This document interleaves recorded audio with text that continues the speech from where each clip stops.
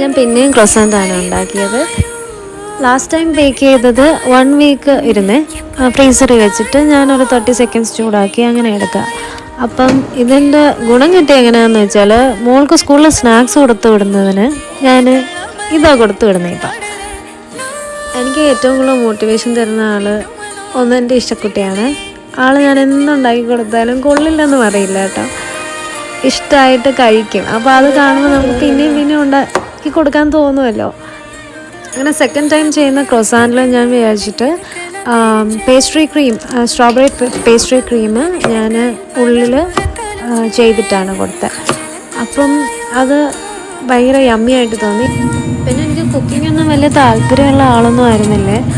എനിക്കൊന്ന് മോളാണ് എന്നെ ഭയങ്കരമായിട്ട് മോട്ടിവേറ്റ് ചെയ്തോ. എന്തുണ്ടാക്കി കൊടുത്താലും ആൾക്കിഷ്ടമുള്ള സാധനങ്ങൾ, എസ്പെഷ്യലി അങ്ങനെ ആൾക്ക് പാസ്ത, ഇങ്ങനെ ഡിഷസ്, ഇറ്റാലിയൻ ഫുഡ് അങ്ങനെയൊക്കെ ഭയങ്കര ഇഷ്ടമാണ്. അപ്പോൾ അതൊക്കെ ഞാൻ ട്രൈ ചെയ്ത് ഉണ്ടാക്കി കൊടുക്കുമ്പോൾ ആളെന്നെ എൻകറേജ് ചെയ്യും. അപ്പോൾ ഞാൻ പിന്നെയും ചെയ്യും.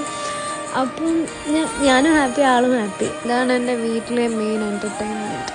എങ്ങനെയുണ്ട് വീഡിയോ? കൊള്ളാമോ? Thank you for watching. By.